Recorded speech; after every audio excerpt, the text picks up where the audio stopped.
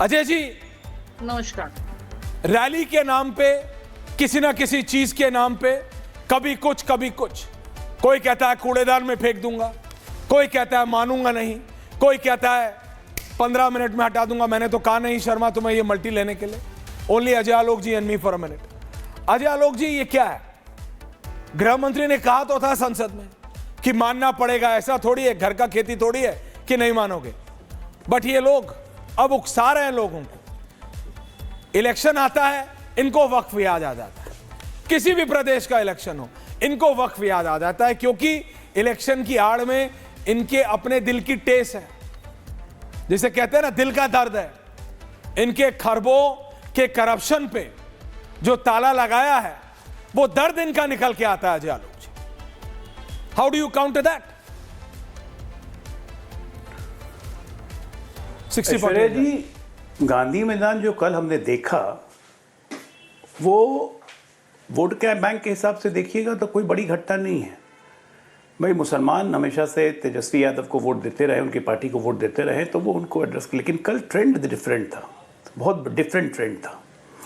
ये वही गांधी मैदान है जहाँ पे 1973 में जेपी ने कॉल दिया था संपूर्ण क्रांति का, जिसके कारण इंदिरा गांधी ने इमरजेंसी लगाई और तेजस्वी के पिता लालू जी को बड़ी मार पड़ी थी और वो जेल में गए थे इमरजेंसी में। और आज उसी गांधी मैदान में लालू जी ने कहा था इमरजेंसी लगने पे कि संविधान की हत्या हुई, और आज उसी गांधी मैदान से पुत्र जो है तेजस्वी यादव, संविधान ये रहा मेरे हाथ में, देखिए, इसी संविधान को कह रहे हैं कि इसको कूड़े में फेंक देंगे, क्योंकि संसद से पारित किया हुआ कानून संविधान का हिस्सा होता है, और उसको तेजस्वी कहते हैं कि संविधान को कूड़े में फेंक देंगे। उस मंच से ये भी कहा गया कि हम संविधान को मानते हैं लेकिन शरिया को भी मानते हैं, शरिया हमारे लिए सबसे जरूरी है। कांग्रेस अपने ओपनिंग 24 के आप घोषणा पत्र निकाल लीजिए, कांग्रेस ने कहा था कि हम मुस्लिम पर्सनल लॉ बोर्ड को स्ट्रेंथन करेंगे, हम देखेंगे कि अल्पसंख्यकों के सारे अधिकार और बढ़े, जिसको कांग्रेस प्रूव भी कर चुकी तेलंगाना में और बाकी राज्यों में।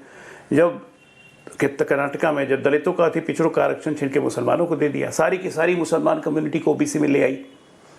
तो ये तमाम तरीके के जो बात हैं, और आज सुधांशु जी ने जो बात कही कि इट्स नॉट समाजवाद, इट्स नमाजवाद, मैं उससे एक लाइन आगे जा रहा हूँ। ये नमाजवाद नहीं है, ये शरियावाद है, जिसकी तरफ देश को ले जाने की कोशिश की गई है। क्योंकि इमारत शरिया क्या है भाई? अजय जी, भारत में शरियावाद हो नहीं सकता। हुआ एक इस्लामिक संगठन मेरी है टीम, जिसका उद्देश्य आप भारत में तो कभी नहीं होगा, और इसीलिए तो हम लोग बोल रहे हैं, हम लोग इसीलिए बोल रहे हैं कि ये राइजिंग फंडामेंटलिस्ट लोग को जो बढ़ावा देने की कोशिश की गई है at the cost of constitution and at the cost of country, ये एक डेंजरस ट्रेंड है। मैं इमारत शरिया क्या था? 1924 में फॉर्मेशन हुई अविभाजित बंगाल में, जिसका बिहार उड़ीसा हिस्सा थे। उसका मकसद ही था कि इस्लाम को फैलाना है और इस्लाम के और शरिया को लॉ बनाना है, इसी के हिसाब से चलना है।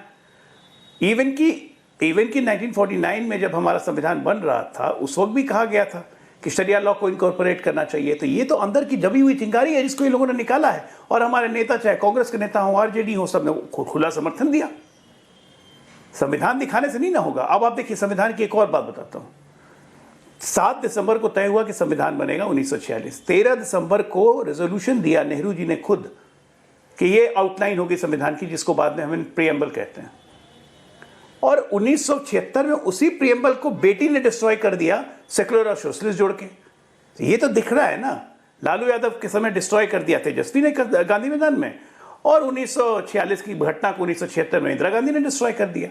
तो ये कहीं ना कहीं ये एक डेंजरस सिग्नल है जो राजनेता लोग कर रहे हैं आज की तारीख में वोट के चक्कर में, लेकिन ये देश को शरिया की तरफ मोड़ने का एक बहुत गंदा षड्यंत्र है। आई एम श्योर, देखिए ये कोशिश जितने भी कर लें ये फेल होंगे, चाहे ये सिर्फ शरिया की बात हुई नहीं। बीजेपी चाहे कॉन्फिडेंस से नहीं बोल सकती हो, लेकिन मैं जनता की तरफ से बोल सकता हूं, अगर ये इनका अटेम्प्ट है, अगर ये इनकी कोशिश है अजय जी, तो ये फेल होंगे। एक बार नहीं, 1001 बार भी फेल होंगे, क्योंकि इस देश की जनता घास सचमुच नहीं खाती है, और हम आइडेंटिफाई कर सकते हैं।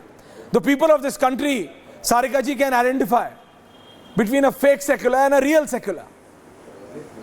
और सेक्युलर होने का मतलब ये नहीं कि आप एक खास तरीके की टोपी पहने या हरा रंग रखें। आप कुछ ना करते हुए भी सेक्युलर हो सकते हैं, क्योंकि कुछ लोगों को लगता है ये रियलिटी है। हो सकते हैं सारिका जी, क्यों नहीं हो सकते? आपको नहीं लगता?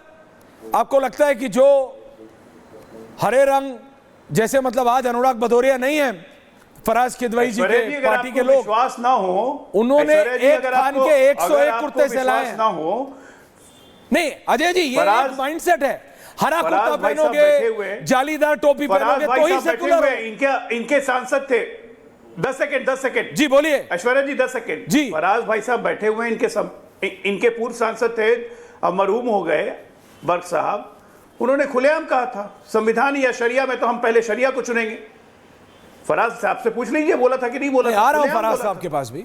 सारिका जी कि हम शरिया क्योंकि बात आरजेडी की है, जहाँ जी आ रहा हूं आपके पास, बता दें कि समाजवादी ओके अजय जी, सारिका जी, सारिका पासवान जी, संविधान के साथ Paswan ji, Sarika ji, Sarika Paswan ji, Sarika what is, Sarika ji what is this? ये क्या, आप मुझे बताइए, क्या बिहार में मैं ये डंके की चोट पे बोल सकता हूं कि नीतीश कुमार बीजेपी की सरकार, नीतीश कुमार आपके साथ भी थे, तो मैं कहूं मिलीजुली सबकी सरकार 5 सालों की कुछ बहुत कर नहीं पाई है। बिहार में अभी भी बहुत डेवलपमेंट होना है। बिहार में युवाओं को नौकरी नहीं मिली है। बिहार में हर गांव तक सड़क नहीं बनी है। बिहार में हर घर तक पानी नहीं पहुंचा है। बिहार में हर घर में शौचालय नहीं है। बिहार में युवाओं के पास नौकरियों के ऑप्शंस नहीं है। बिहार में हर गांव में आईटीआई नहीं है। बिहार में पढ़ाई की सारी वो सुविधाएं नहीं है जो होनी चाहिए थी। ये मेरे से ज्यादा आपको और अजय आलोक जी दोनों को पता है। लेकिन हम किस पे बात कर रहे हैं? हिंदू मुसलमान पे। हम किस पे बात कर रहे हैं? कानून पे, जो कानून बन चुका है। आपको रिलीजियस लाइन पे, फॉल्ट लाइन पे खेलने पे मजा क्यों आता है? खुरंड को उतार के नासूर बनाने में, सारिका जी देसी भाषा में बात करता हूं, क्यों मजा आता है?